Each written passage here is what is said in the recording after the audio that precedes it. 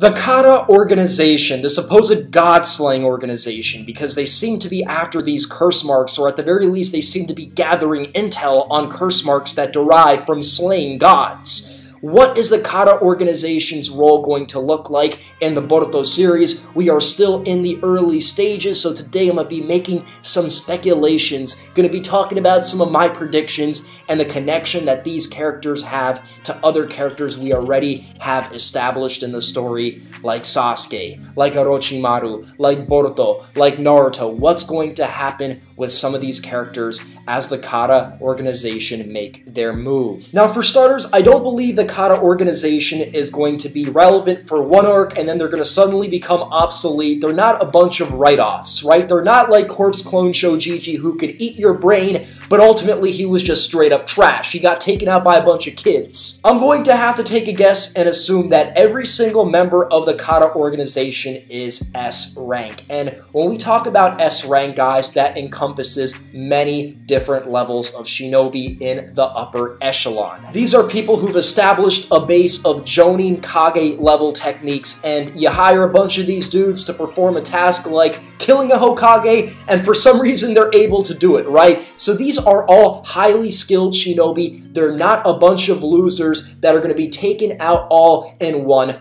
arc. It's just not going to happen, and some people think that. We already know that they have some sort of connection to Kawaki, or they're going to have some sort of connection to Kawaki. Some people are going as far as to say that this is the Kawaki arc, based off of the storyline that we saw Boruto and Kawaki establishing at the beginning when we saw those two in the future. Some people are saying this is where Kawaki's going to be introduced. So you could already assume that if we're going to see Boruto and Kawaki fight in the future, that this organization that has some connection to Kawaki isn't going to be offed when Boruto's very young. I mean, he's still a lot younger than what we saw in their future fight, you know, Kawaki versus Boruto. So one arc to get rid of all these guys who are possibly S-rank shinobi is just not realistic. I could see these guys being periodically introduced, and basically we see different members during different intervals of time, just like the Akatsuki, which is why people are referring to this as the Akatsuki 2.0. You know how we saw Itachi and Kisame first, and then, you know, in Shippuden we saw Deidara and Sasori, and then so on, so on. More characters were introduced, there were shadow leaders, there were people playing the Akatsuki behind the scenes. You know, that stuff is probably going to go on with this Kara organization. It's just stupid to assume that there isn't going to be tensions in this group, that there isn't going to be a lot of different factors involved, different motives, you know, different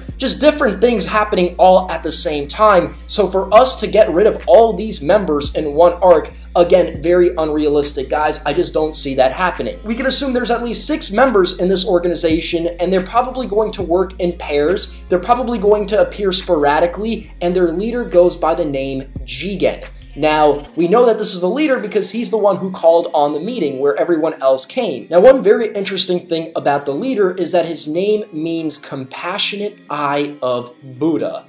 Now, there's 2 words in here that I want you to take note of. Compassionate eye and Buddha.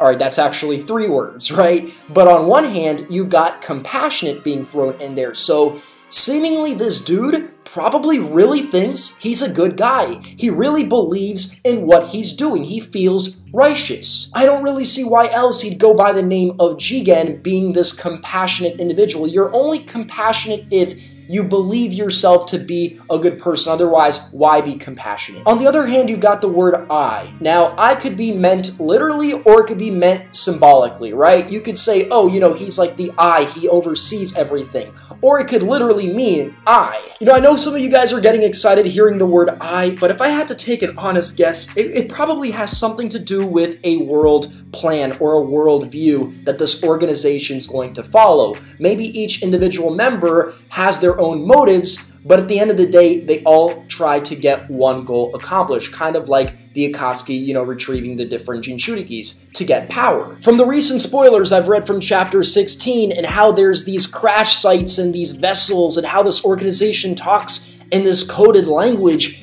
it seems to me that there's some sort of like religious group, like there's some sort of fanatical group, and they might not have direct communication with the Otsutsuki clan, but maybe they're trying to achieve communication with the Otsutsuki clan. Like, that's their goal. I mean, we've already seen very sinister-looking curse marks on these guys. They're talking in this dimension that looks exactly like the dimension Kaguya had access to, or dimensions, right? So these guys, at the very least, one of them has access to information that that the others don't, or has access to information that even people in the Hidden Leaf Village, like people who study the Otsutsuki clan, people who've actually had contact with some of these, you know, characters in the past, that not even they know about. And it makes sense when you see Boruto and Kawaki's curse marks on display as they talk amongst each other and, I guess, gather intel on these curse marks, on these Juin Jutsu. Now, at the moment, it seems like they're trying to get intel on various Juin Jutsu, right? These different curse marks. And why is it that they're trying to get information on these curse marks, or trying to collect these curse marks? I mean, it's a very simple answer. It all goes back to control and power, right? Those are the two things that ultimately any kind of organization that has some sort of worldview that they're trying to put in place, that's what they need. They need power and they need control. So if they're eventually going to seek out Boruto or Kawaki, or if Kawaki already has a connection to the Kara organization,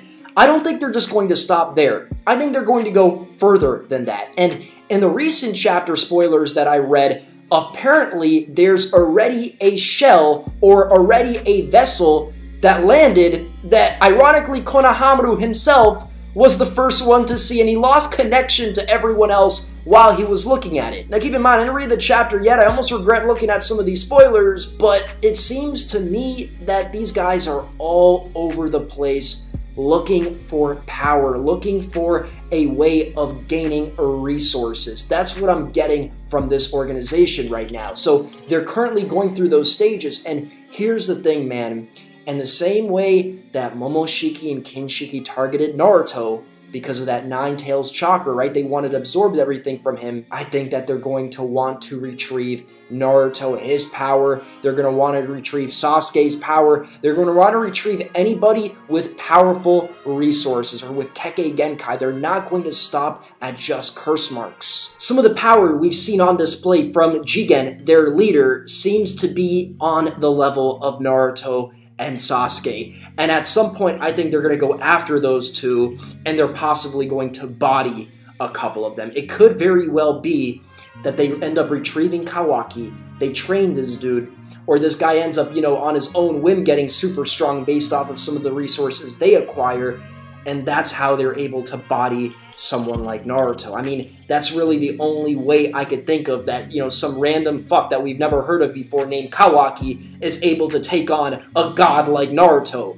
who could restore eyeballs. And if you notice something about that first episode, when we get that little scene between Kawaki and Boruto, there's two characters that are absent, that aren't mentioned, and those two characters are Sasuke and Sarada, right? Now, on one hand, you could say, well, Sarada's, you know, not really relevant, but she is Boruto's teammate, and she is a rival of Boruto's, and she wants to become the next Hokage. So what do you mean? Why don't we see her? Why isn't she fighting with Boruto right alongside him?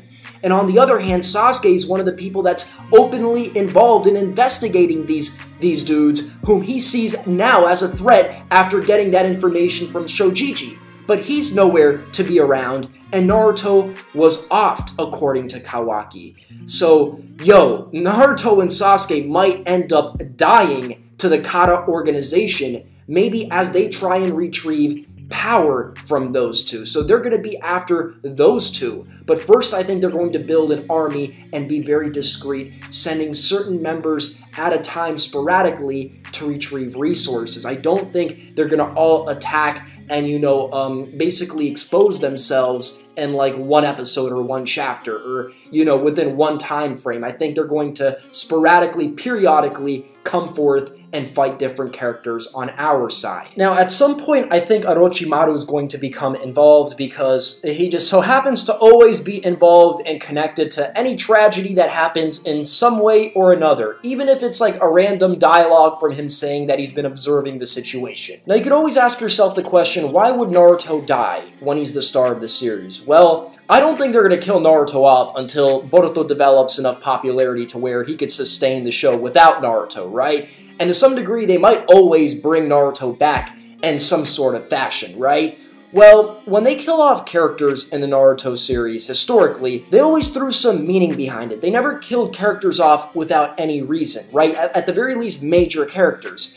If they kill Naruto off, it could be to show Boruto what it feels like to lose someone very, very close to you. If you notice, the series started off with Boruto somewhat hating his father. He feels like his father's neglecting him, right? Not spending enough time with the family. Well, as these two develop their relationship and as Boruto grows, a tighter bond with his father and Naruto decides to spend more time with Boruto, you might see Naruto in an entirely different way, almost like you saw Jiraiya in the past, right? And if that ends up being the case, maybe Naruto could be the sacrifice to show his son what pain feels like, what tragedy feels like, because Boruto's a spoiled brat. He doesn't know those feelings at all. And we already know the series is going to turn dark, so you gotta already ask yourself, are they gonna kill off Sarada? Probably not. If they kill off Sasuke, would that really get to Boruto? I think it would, but who would it get to more? It'd probably get more to Sarada, being the daughter of Sasuke's. He has to mature, and they might be after Naruto and his nine-tailed fox. Who knows, Naruto might end up sealing some of that power within Boruto.